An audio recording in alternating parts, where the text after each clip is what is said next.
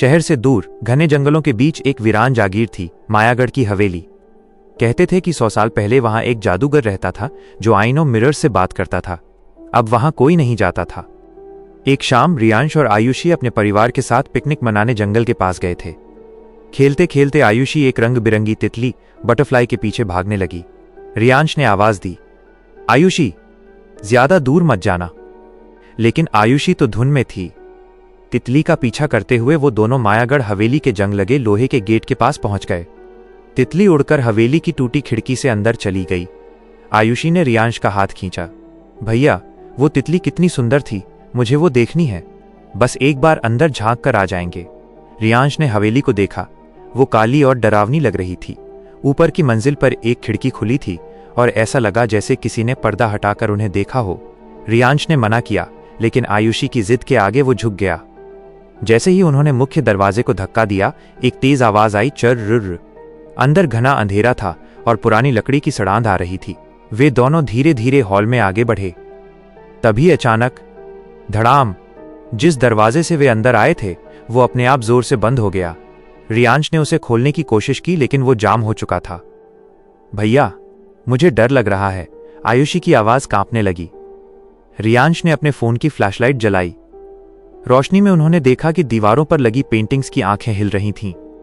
तभी ऊपर की मंजिल से पियानो बजने की आवाज आने लगी, टी टिंग टिंग टिंग। धुन बहुत उदास और डरावनी थी। रियांश ने कहा, शायद कोई ऊपर है जो हमारी मदद कर सकता है। डरते डरते वे सीढ़ियां चढ़कर ऊपर गए। म्यूजिक रूम का दरवाजा खुला था। अंदर एक बड़ा सा पियानो रखा था, लेकिन उसे बजाने वाला कोई नहीं था। पियानो की कुंजियां, कीज अपने आप ऊपर नीचे हो रही थीं। जैसे ही वे कमरे में घुसे, पियानो बजना बंद हो गया और कमरे का तापमान एकदम से गिर गया। ठंड इतनी बढ़ गई कि उनके मुंह से भाप निकलने लगी। तभी उनकी नजर सामने दीवार पर लगे एक विशालकाय पुराने आईने मिरर पर पड़ी। वो आईना धूल से भरा था, लेकिन उसमें उनका प्रतिबिंब रिफ्लेक्शन साफ दिख रहा था। लेकिन एक सेकंड, कुछ गड़बड़ थी। रियांश ने अपना हाथ हिलाया, लेकिन आईने में रियांश के प्रतिबिंब ने हाथ नहीं हिलाया।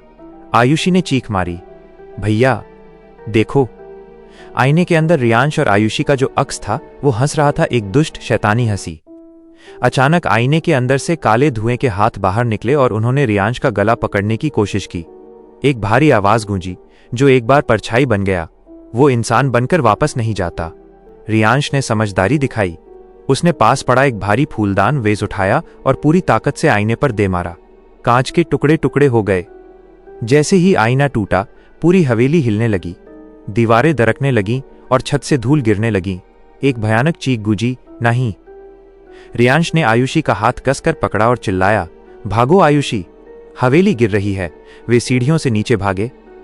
सीढ़ियां उनके पैरों के नीचे टूट रही थीं। पीछे से काला धुआं उनका पीछा कर रहा था।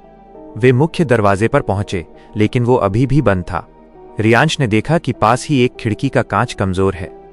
उसने अपनी कोहनी एल्बो से कांच तोड़ा। आयुषी पहले तुम जाओ। उसने आयुषी को बाहर निकाला। काला धुआं रियांश के पैरों तक पहुंच चुका था। रियांश ने एक छलांग लगाई और खिड़की से बाहर घास पर गिर पड़ा।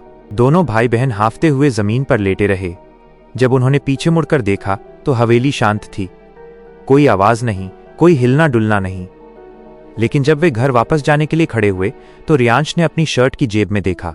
वहां एक कांच का छोटा सा टुकड़ा फंसा हुआ था। जब उसने उस टुकड़े में अपना चेहरा देखा तो उसका प्रतिबिंब आंख मार रहा था।